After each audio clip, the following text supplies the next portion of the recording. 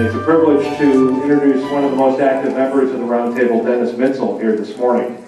Dennis is an attorney with Dennis M. Mitzel, PLC in Ann Arbor. He's a graduate of the University of Michigan and holds a law degree from the Detroit College of Law. Please do not hold against him that he started his career as an estate and gift tax attorney for the IRS in Detroit. He was only there until 1981, so he has a lot to talk about since then.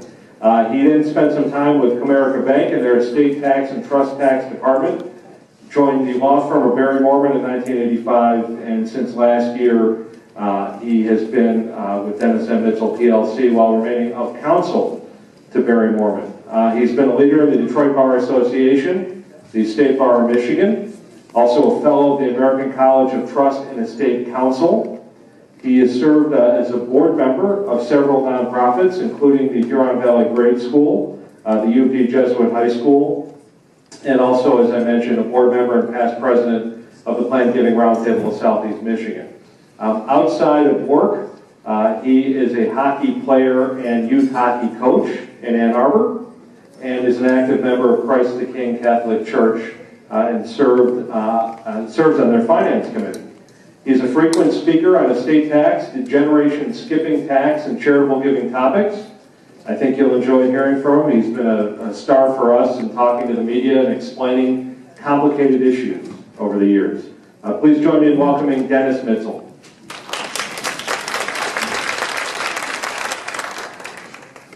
Thank you. We have a lot to cover today.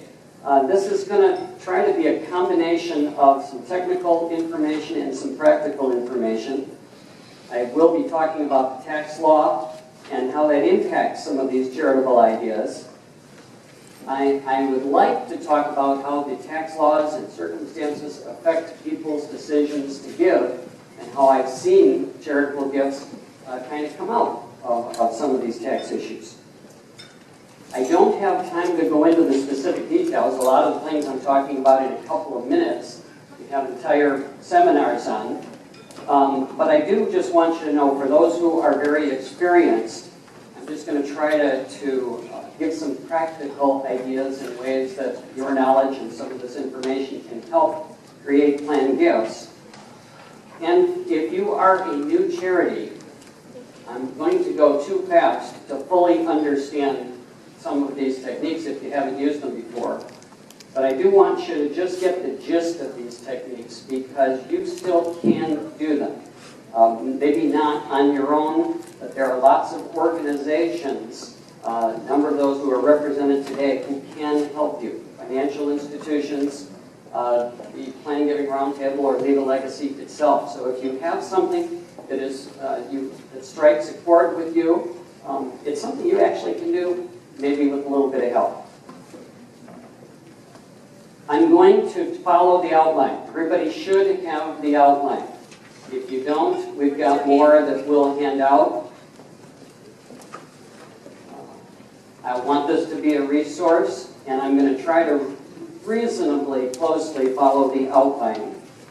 You may interrupt with questions if you have them. That'll maybe wake up the person next to you. And as long as we're going on a good schedule. So the first thing, on page 1 of the outline, the first thing that I want to talk about is that we want people to be charitably motivated. If someone tries to use tax laws to get around something and get a better deal, they're usually going to be disappointed. We want them to be motivated to make a gift. Then what we can do is we can find out what's the best possible way to make that gift work. That doesn't necessarily mean there aren't situations where someone wasn't planning on a gift, but with some of the things we're going to talk about today, it gets them thinking about, maybe I should make a planned gift, maybe this would be a good idea. A couple of general observations, but these are very important. It's these general observations that sometimes affect how we are raising planned gifts and how people are thinking about giving. One is that 10 years ago or so ago, couple things happened that impacted charitable giving. The income tax rates went down. The capital gains rates went down. Those absolutely, in my practice, affected the amount of charitable gifts and the type of charitable gifts. The other thing is that the IRA rules, I don't know if you remember, there was a time when the IRA rules were very punitive. A lot of those IRAs had to be paid in a lump sum. Also, made them a very attractive charitable planning technique. Those rules have been very liberalized. So those are things that have negatively maybe influenced people's desire to give. On the other hand, we're seeing tax increases now. And those tax increases, we're going to go over some of those. They will, I believe, have the impact the other direction, as long as you know that one of the proposals is raise the rates, but don't raise the charitable deduction. That could be pretty disastrous for planned giving, so we hope that doesn't happen. The other thing is that in the past, individuals had pension plans. When they had pension plans, they pretty much budgeted to live off of that pension. And the other funds they had were available for discretionary spending, which included charitable giving. We're in a different world now. Most of those pension plans are gone, and people have IRAs or 401ks, which they are living on. Because of the fact they're living on the income and they can't predict the income, it is harder for them to feel comfortable at times making large gifts. So that's going to be more difficult to obtain some large gifts during people's lifetime. But the corollary is that if they have been successful in living off of those funds, then unlike the pension, which disappeared at death, that IRA or 401k will still be in existence at death, and people will have the ability which they did not have before to make large charitable distributions at death. Okay, estate tax. I'm going to keep this fairly short.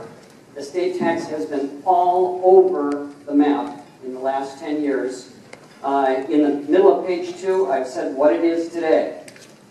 The estate tax exemption is $5,250,000 today, which means a married couple can protect $10 million worth of assets. The rate, once you cross that exemption, is 40%.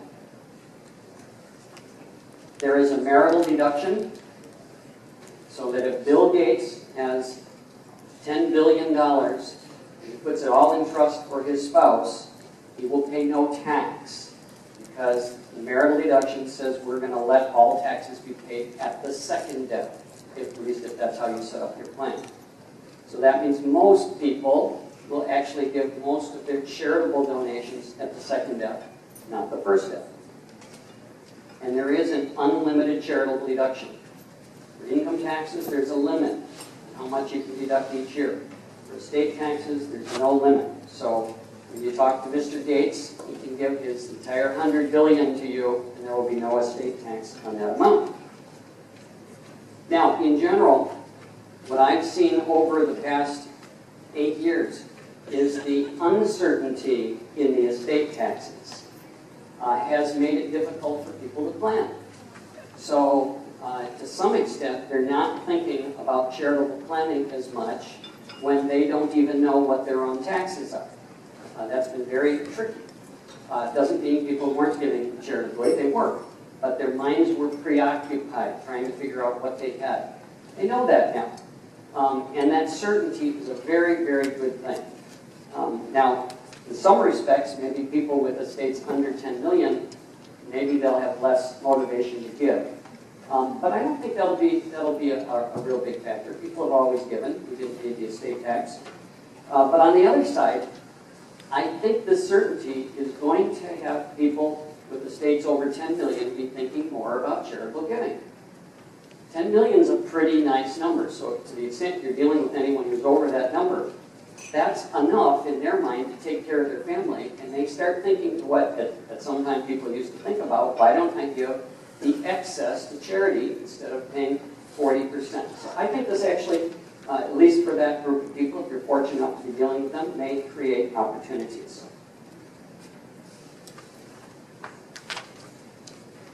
Let's go to page 3 on income tax.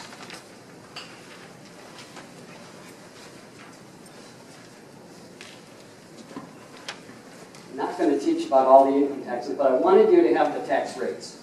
Because when you're talking to someone and you want to know how that impacts their taxes, it's helpful to know what the tax rate schedule is. I'm going to just talk about the middle schedule, which is married couple. And just as an example there in the middle, if someone makes exactly, a joint couple, $146,400, they have just moved into the 28% bracket. Everything over that, they'll be paying 28% tax. At $398,000, they move into the 35% bracket, which used to be the top bracket. Now we've just had lots of income tax changes, primarily affecting those with higher income. But some of those changes are, first of all, at $450,000, and that was a controversial number. That's what caused all the problems. Where should that number be? But at $450,000, the top rate goes to 39.6%. But in addition to that, below that, those who are over $200,000 pay an extra 3.8% on their interest and dividends. Plus, if they make over 450, I'm sorry, the materials say over 400, but that's over 450, they also, their capital gains and dividends rate goes from 15% to 20%. One other thing, and the other thing is that if their income is over $300,000, they will start to lose some of their itemized deductions. This isn't, I don't have that in the materials, it's not overly complicated, but it is one of those questions. Right now, there's so many little changes, people really don't know what to expect. It's going to take a year or two for them to get a feel for what their income is, what the taxes is, and what's the effect of a charitable deduction. But I would like to show you what this last rule is, because this will come up. People will say, if I give, am I going to get any benefit from it, or am I going to lose it? So the rule is that once you pass $300,000 of income, you will lose a certain portion of your deductions, not charitable, of your deductions. It's actually 3% of the amount of income, not the amount of deductions. 3% of the amount of income over $300,000. So if someone has exactly $300,000, they will not lose any of their itemized deductions. If they earn another $100,000, they will lose $3,000, period. It doesn't make any difference how many their itemized deductions are, they'll lose $3,000 of it. So that's pretty straightforward. And now I want to give you this is the Robin Fairby. I don't know if Robin's here today or not, but Robin has an explanation that this will never impact your charitable giving. I think that's kind of a clever idea for Michigan residents. Because we know that the Michigan residents pay Michigan tax. So if their income went up $100,000, they paid Michigan tax of $4,300 on that difference. They lost $3 of it. Therefore, they still get $1,300, but more importantly, for a Michigan resident, any amount that they give with a charitable deduction will be unaffected by these rules, just by those little maths. Anyhow, I wanted you to know about that because that's going to be a question. That's one of those things that people just kind of get a feel for, understand what it does. Would you mind saying that last part? About the Michigan? Okay. The idea is if you get an extra $100,000, you will lose $3,000 of deductions. But all Michigan taxpayers, their tax is based on their income, their federal income. So we know that if their income went up 100, we know they have an extra $4,300 of Michigan tax. We know they're going to lose 3, so they, just isolating on the Michigan tax, they've used up all the losses we've taken, they still get a Michigan deduction, which means any other deductions, interest, taxes, charity, whatever, are going to be unaffected by this new rule. And that's good to know. Very quickly on dividends. Dividends and capital gains are at 15%. Now, if you were listening to the last presidential debates, it appeared that this was a special rule put into place to help Warren Buffett have a smaller tax rate than his secretary. But in reality, anyone know why dividends are taxed at 15%? Yes, Tim? Because they're taxed at the corporate level first. That's exactly right. These are qualified dividends. The only dividends that get taxed at 15% are those that have already been taxed in the corporation. So they've been taxed probably at 35%, meaning their effective rate is not 15. Their effective rate is 45%. At Michigan, it's 49%.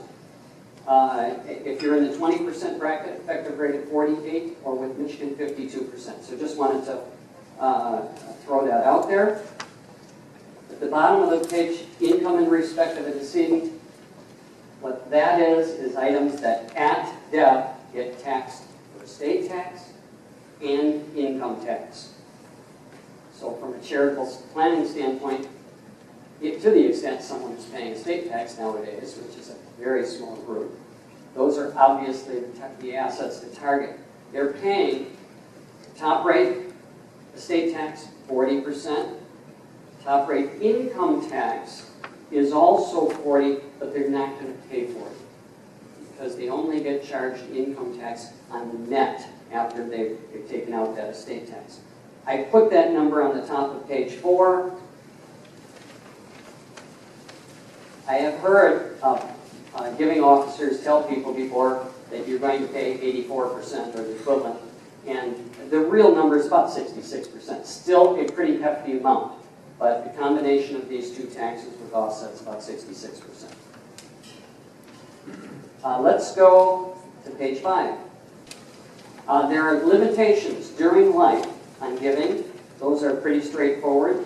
For a cash gift to a public charity, someone can deduct up to 50% of adjusted gross income. There's not many people who run into this problem, but if they do if they win the lotto, they can't give the whole thing away and get a deduction for it. They can only give 50% of it away and get a deduction for it. If instead someone gives gifts to a private foundation, that's a 30% limit. And if they use gifts of appreciated stock, which over and over and over again turns out to be a wonderful gifting asset, then they are limited to giving to 30% of their adjusted gross income will be the deduction. And if they give it to their private foundation, only 20%. Occasionally, you may hear about someone who has set up both their own private foundation and a public gift or a donor-advised fund. Often, that is because those people were very, very generous in a year that they made a lot of money, and they ran into these limitations. They topped out for the private foundation and wanted to give additional, gave it to the donor-advised fund.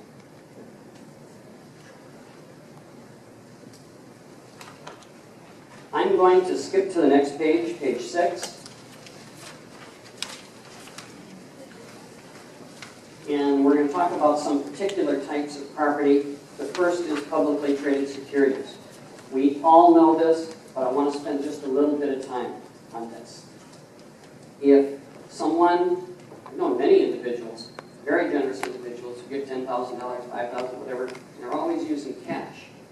And I think this is often because they're just not aware of this particular technique. If instead they had some stock that they had acquired for $1,000 and was now worth $10,000, they could give that stock, get the full $10,000 deduction, and never have to report that capital gain. I think most of us in this room know that, but what you may not recognize, maybe you do, is how much people like that. They really are excited to make that gift and avoid the capital gain. And those who have already given, when I talked to them about it, they weren't aware of it. They really like that idea. And when somebody really likes an idea, not only is it an advantage to them, but it just may assist them in giving more to charity than they may have done the other day in the past. So, what I would like to suggest, since we all know that rule, but I think the word still needs to get out, a lot of the things I talk about today are information. An attorney, CPA might recognize it, but you might recognize it too. And the way you get your information out, I think, is often through newsletters, meetings, etc. So I would say if you haven't had an article about giving appreciated securities in your newsletter, I would do it. People love it. I then want to add something to that, and this is something that Doug Gross spoke about on Development Day about 6 years ago, I think. And that's a twist to that. It's really the same thing, but if you've gone through the process, it's easy in one hand and it's tedious in another. You go ahead and you talk to your own broker, you get their routing numbers, you go ahead and talk to the charity, you get their routing numbers, you get the two to talk, and you have to do it in early December because this all takes time. If you don't do it soon enough, you might not get your charitable gift in the year that you're trying to get this to happen. An alternative that Doug spoke about was using a donor-advised fund. And not in the way we sometimes think of it, as a substitute for a private foundation, but as a substitute manner of giving these appreciated gifts on an annual basis. And in his example, whatever institution you work with, whether it's Merrill Lynch or Schwab or whatever, say it's Schwab, you've got your accounts and you've got access to them online, contact that organization and you say, do you have a donor-advised fund? And almost all of them do. So you establish the donor-advised fund. Once it's established online, now you can go online on December 31. You can pull up your account. You can say, please transfer this stock that's worth $10,000 to my donor-advised fund. Boom, it's done. You've got your charitable deduction. It took about 5 minutes. Now, once that's done, you then switch screens, go to the donor-advised fund, and you say, I wanted that to go to my church or to the hospital or whatever. So it's another technique, and why do I tell you about this? It's easy, and in my experience, people who already knew how to give appreciated stock are even more excited to hear they can do this. And there's a couple reasons. One, it's easy, and the other is that I just ran into someone who was going to have a large block of stock sold because of an acquisition. And in their case, they had wanted to spread the charitable deduction out over a number of years, which they couldn't have done if they just moved with the stock. But by using the donor-advised fund, you were able to handle the problem now, but have the charitable deduction spread out over a number of years. So it looked great. Next, real estate. Real estate in general, there's exceptions for some business real estate, in general can also be deducted at fair market value. I think the key for real estate is that real estate has complications. And so a large, experienced organization will have seen this before. And they will think twice. They may still take it, but they'll think twice before they take real estate. A newer, smaller organization can say, this is the best thing that's ever happened to us. And it's hard to discuss this because they're so excited about the chance of getting a gift. So what organizations should have is a discussion now about real estate, not when it's offered. If they have a discussion now, then on with a calm mind, they can discuss the pros and cons of real estate and think about it, which will be very helpful when they actually get that opportunity. That includes environmental issues, which are very, very dangerous. You own property, you can take on the liability for the entire environmental cleanup. How long is it going to take to sell? What are the fix-up costs? These are all things that need to be taken into account and vary with all sorts of circumstances, the particular property, the economy, etc. Let's go down to life insurance. Gifts of life insurance policies. Sometimes individuals will want to give life insurance policies to charitable organizations. Once again, sounds great. Somebody's going to give us something, that's great. Need to think about this before you take it. It is a good gift. It's a wonderful gift. First of all, what's the deduction? Fair market value. Fair market value is something called interpolated terminal reserve, which you can get from the insurance company. It's fairly close to cash value, if you want an estimate. The biggest thing is, insurance policies have premiums. Some of them had illustrations, and those showed that if you pay your premiums for the first 10 years, you won't need to pay any more premiums. You got a nice asset, and you can do what you want. But I have all sorts of clients who are talking to me about their insurance policies, and they're saying, why are they asking me to pay premiums when all the illustrations showed I wouldn't have to? And that's because the illustrations were done 10 years ago. They were expecting 6% interest rates, not 1% interest rates. So those people all are faced with an issue. Do I cash in my policy? Do I reduce the amount of insurance? Or do I actually start paying premiums again? Well, that's fine. But what if you're the charity and you now own that policy? The charitable organization doesn't really feel like paying premiums on a policy, but you're actually in the same position that that donor was. That, well, gee, what if we cash it in and then something happens the next year, and then we're sorry. So you're faced with the same things. So I think when the donor gives that policy, that's the time to have the conversation. What happens if this needs more premiums?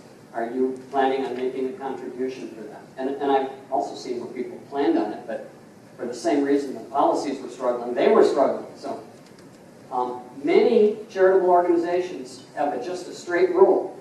We're not paying anything. If we've got to do something with this policy, we're cashing it in. And it's a little hard, but they sleep better at night, I think, when they take that position.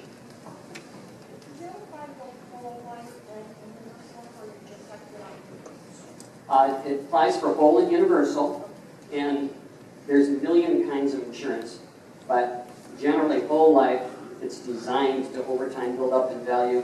In universal life, they give you more flexibility. So if universal life, you choose to pay more, it kind of acts like a whole life policy. If you choose to pay less, so you don't build up any value, it kind of turns into a term policy. But it would apply for either. It could apply for a term policy, but make less sense unless the person was determined on making that payment. Yes? Universal variable policies are even more powerful than the internal investments. Thank you. All right, gifts of IRAs during life, the charitable rollover. This is another plan that has been all over the place. The rules actually haven't changed. It's just that it's been in, out, expired, back, etc. It's back. So let's briefly go over the rules. You must be 70 and a half, limited to $100,000 each year, must be to a public charity, no private foundation, no donor-advised funds, even though that's really a public charity, they're out. The rollover is excluded from income and no deduction because it didn't show an income. This does recount towards a required minimum distribution. Okay, so if I can withdraw my IRA, show the income, and then give it to charity and take a deduction, how is that different than if I simply take it, don't show it on income, and don't show the deduction? I think you've all experienced some of this. But on one hand, for your federal return, there might not be a big difference. But there are some differences, and those are on some of those differences are on page 7. Occasionally, that 50% adjusted gross income limitation could be a problem. And so, if it just goes straight there and never reported as income, that is eliminated as a problem. By the way, that could be a problem for someone whose all of their income is in tax exempts. I have an example of that, but we're not going to look at that. If all of their income is in tax exempt, they could be very wealthy, but have an adjusted gross income of 0. Therefore, when they receive the IRA distribution, they're only going to be able to deduct half of it, even if they gave the whole thing to charity. So that's one. Next, in Michigan, there's no income tax deduction. So in Michigan, if it's reported in income and then deducted, you don't get the benefit of that deduction. So it's a 4.3% savings on Michigan tax, and that's a good savings. Now, the other thing is there's a new law that when someone has additional income, if they're over $300,000, they are going to lose $3,000 of their deductions. If this $100,000 for this person, if this $100,000 was a direct rollover and never showed on the income tax return, they also get to save that $3,000 of deductions. For some people, it can affect their Social Security income, how much of it is taxed. On the other end of the spectrum, some people don't itemize. They take the standard deduction. For those people who take the standard deduction, they can exclude it from their federal income and still keep their standard deduction. It's a pretty good deal.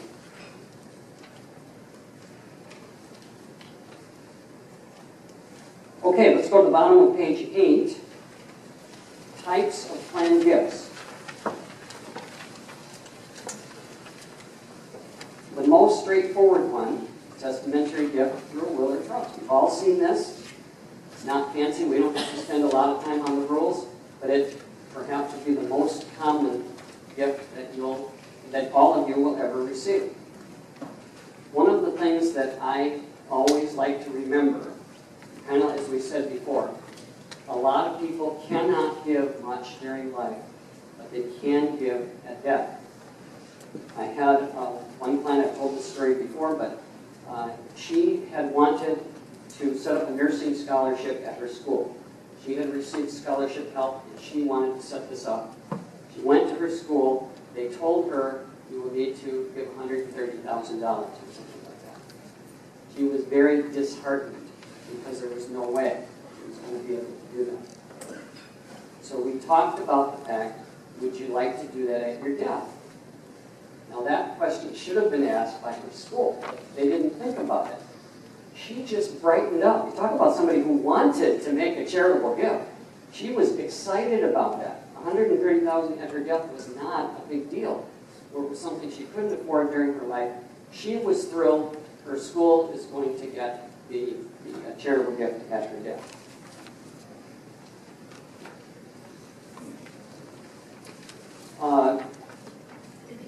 Page 9, beneficiary designations and IRAs. I have recently met with a number of individuals who are making very large charitable gifts. Those individuals also have very large IRAs or 401ks or similar benefits. You just got to get these two ideas together. It makes perfect sense. It's obvious. And in fact, that's what we were talking about. That what we will do is they'll decide how much they would like to give to the charity, how much they would like to give to their family, and then we will try to the extent possible to use those IRAs to satisfy those requests. Now, if someone wants to give a $10,000 request to the hospital, they can probably just take their IRA and say the first $10,000 will go, and that's probably fine. When the numbers get bigger, as these people who I was talking about, the numbers are quite bigger, I have to be a little careful in drafting, because if we're relying on an IRA to do a lot of the work, I normally know if their trust changes, but I won't know if their IRA changes. IRAs go up and down through contributions or withdrawals or investment performance, but IRAs also get changed. Someone talks to a new person, they roll over the IRA. Maybe they've got the right beneficiary designation. More often than not, they don't. So it's something, and I won't know about it. So it's fine to say I should keep up on that, but I probably won't even know about it.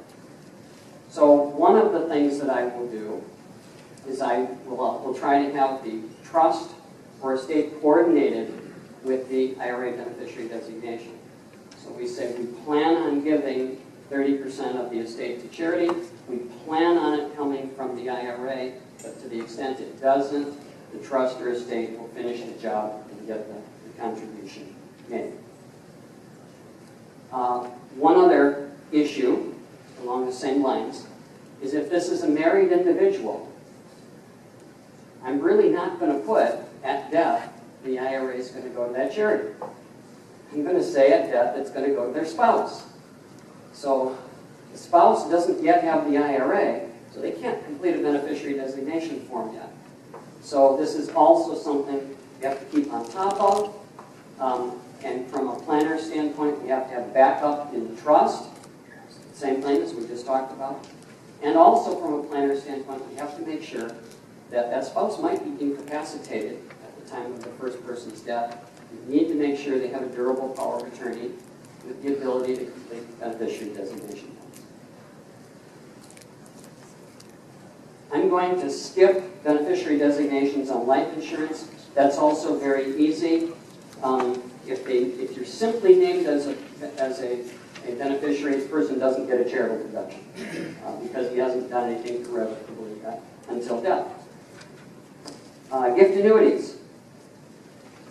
Gift annuities are a very common tool, and this is one of those where I talked about. If you're a small organization and don't have these yet, you can have these. So as you listen to this, you can have it, because there's people here who can help you if you need help setting these up.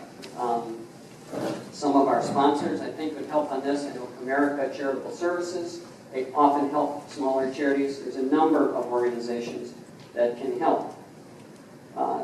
This is something that I think of generally as being attractive to the smaller donor, someone who cannot give a larger amount, but it might be very attractive to them to keep an income stream. As I look at some of the wealthier people who have a couple $100,000 in the bank earning 1%, I'm wondering, it might not be such a bad idea for the people we don't normally associate with charitable gift annuities, but who are very generous, are planning to give to charity anyhow, and are currently earning 1%. The example that I've given here of a gift annuity is that Mrs. Smith is 75 years old. She signs a gift annuity agreement with the University of Michigan. She gives them $20,000, and they pay her 5.8% every year. A small piece of that is taxable income. She also receives a charitable deduction of 41% of the amount of the gift. If she was 85 years old, she would get a 7.8% payout. Well, you all know the answer. How can she get 7.8% when the bank's giving 1%? It's because the principal at her death will be going to charity. But what a wonderful technique, and what better time for it than right now. So the question is, how many of you have gift annuity programs that are here? Okay, and here's the real question. How many of you have seen a good uptick? Okay, and that's the question, because a charity posed that to me the other day, and I, well, gee whiz, all the things are lined up for charitable gift annuities now, so why aren't they more popular than they are?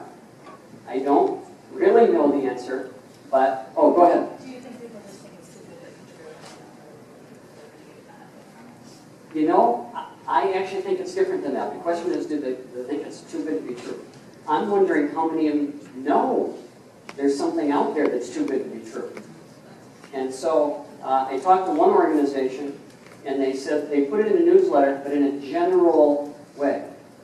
And so we said, well, maybe what you ought to do is give an example of Mrs. Smith or her neighbor who's 85 years old, and actually give a simple but real numbers. That she was earning 1%, now she's getting 7.8%. I don't know if that's already in the newsletters, but I think that's the key here. Here is something, the time is right for these, and it doesn't seem to be happening. I don't know why. I'll ask you, if it's not in your newsletters, get some examples in those newsletters, and then kind of we'll share the information if that has any impact. Because it should be getting tons of impact from both people who can't afford large gifts and people who can. What is the best age to start? Like, what age do you usually? Well, I brought the council the charitable gift annuity rates. And, you know, all the examples we tried to give. I tried to give someone who was 75, not immediately start with somebody who was 90, you know. But 5.8% for a 75-year-old is not bad. And I think if you go back to 60, 65, they're still going to look pretty attractive. But obviously, the older it's going to be more attractive. But I just take those gift annuity rates and just kind of take a look at what you think. But certainly I would give an example in the newsletter of 75 and an 80. I think it's good to give someone who's younger because the person you're talking to might be younger. But then don't forget to put that one of the older where it really says, oh, that's a fantastic deal. If you are a smaller organization, that promise to pay Mrs. Green, which the University of Michigan will not have any trouble paying if she lives to 110. But if you're a smaller organization, you have to realize that's an obligation. You've got to continue to pay her. Sometimes that could be good for a smaller organization to subcontract that out with another institution. Sometimes that would be a life insurance company. The life insurance company would take half of the gift. They would promise to make the annuity. They're going to be around. This protects the small charity in case that person lives much longer than expected. It protects your donor. If you're a small charity and you go out of business, that donor will continue to get their distributions. They also can watch the legal, and technical, and accounting requirements for you. So this is something everybody can do.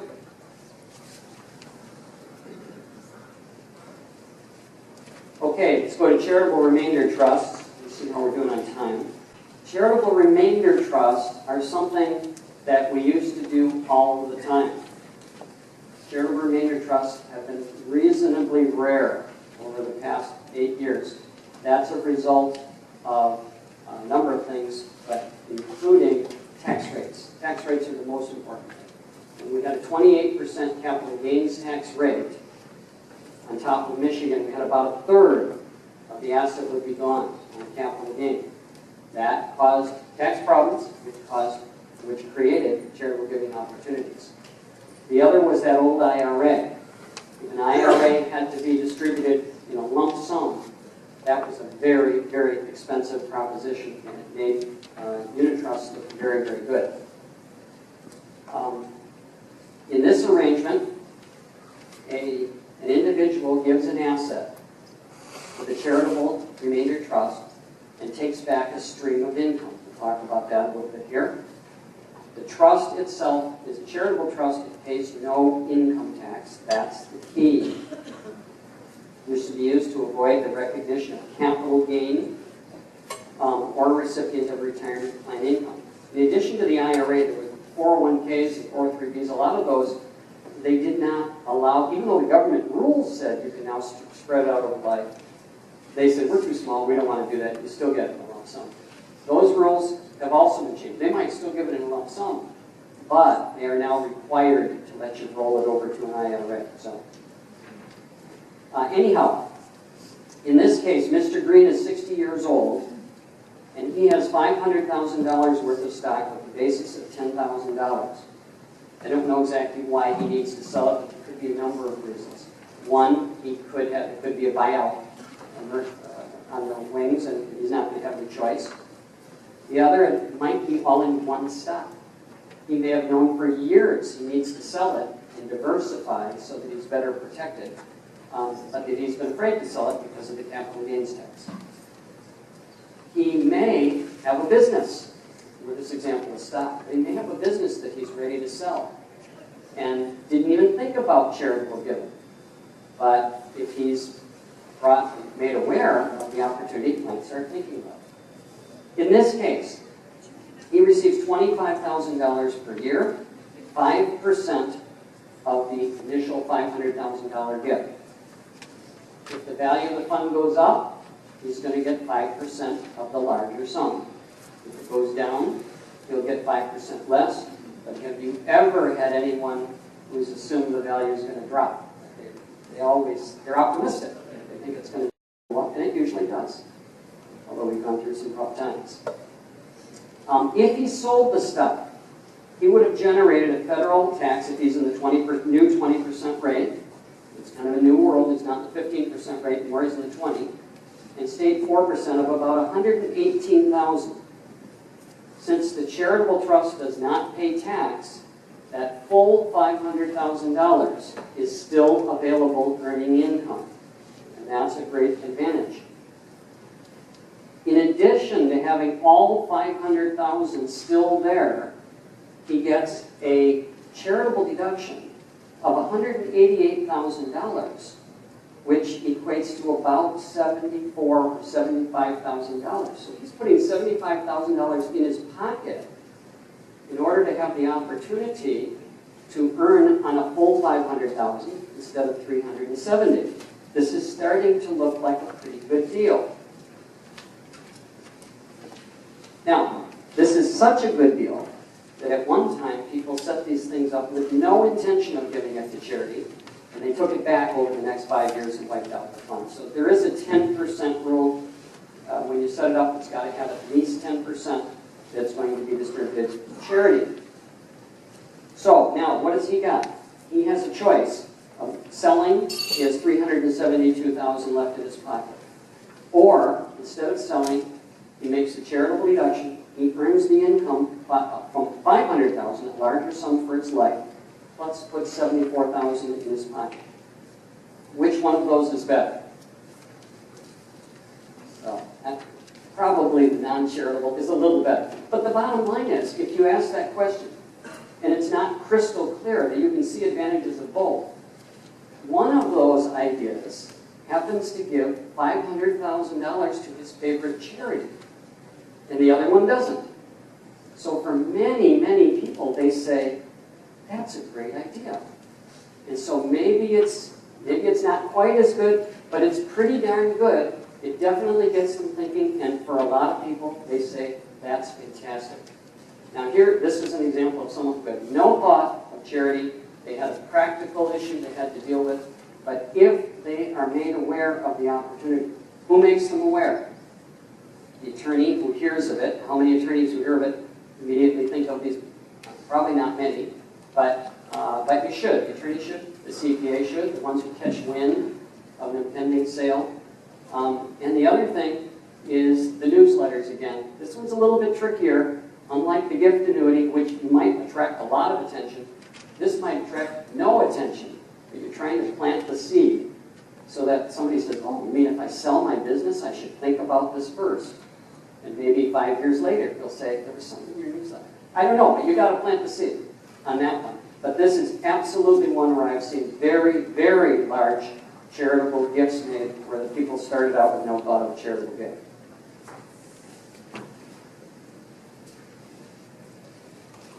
Last thing on charitable remainder trust, and that is that if you hear you are a beneficiary of a trust, but you have to wait till someone's lifetime, you need to immediately check this out. One charitable organization had this, and I said, we need to see the documents. And as is often the case, the documents were not in the form of a charitable remainder trust.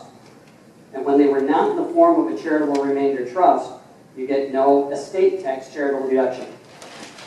Maybe that's not as big of an issue as it was at one time, but if you spot it right away, you can reform it. There's regulations how to reform it, and you reform, save the estate tax, the beneficiary gets more, the charity gets more, a great thing. I'm going to end with charitable lead trusts. And I'm just going to give a very simple example of a very technical topic, but I want to end with this because this is also something that in theory could be very popular right now. An individual is going to give $10 million to charity. But how many minutes do I have left here? Okay, great. Okay, thank you. They have set it up in a way that they put the $10 million in a trust, and they say, I'm going to pay $1,065,000 to charity. Unlike the unit trust, where the individual got it first, the charity got what's left. This one, charity is going to get it first. The children are going to get what's left. So, 10 in, $1,065,000 out to the charity each year for 10 years. Now, the government tells you how much your gift to the children is. The government presumes that you are making 1.2%, because they're basing that on the U.S. Treasury rates. So the government says your gift to the children is $20,000, or $20,400, because everything else was wiped out in those 10 years of distributions to charity. Now your donor says, I can easily make 10% on that money. And if he does make 10%, he's going to be able to pay the charity each year on the earnings, or earnings or growth. And if he pays the charity on the earnings and growth, then at the end of the 10 years, his children are going to get the full $10 billion. Now that is the lure of a charitable lead trust. It works extraordinarily well in this day and age because the government is presuming you're only earning 1.2%. But the question we always ask that doesn't seem to have changed a lot, how many people have seen any charitable lead trusts recently? It's a kind of a strange animal. And there's a lot of techniques that when you look at them, you just say that's magic, that's great. This one isn't quite as magical unless you had somebody who is already committed to giving, they're usually with larger numbers, a pretty large number to charity. I've seen this presented where people say, you mean the kids, they always of course include the 10% growth, they say the kids get 10 million tax-free. And they say, how can that happen? That's illegal. But you can see, it's just a matter of the mathematics here, but you had to have someone who wanted to give to charity. And my experience, if someone's going to give 10 million to charity, they're going to give it to charity. They're probably not going to need a technique like this. But I wanted to go over it because it is absolutely the right time for this as well. And I'll be curious to see whether there are actually any increase in lead trusts. That is all we need to go over. I'll be around for at least through lunch and after. If you have any questions on these things, the Plan Giving Roundtable, Legal Legacy, everybody's willing to help. So if you do have any questions, talk to me or anyone else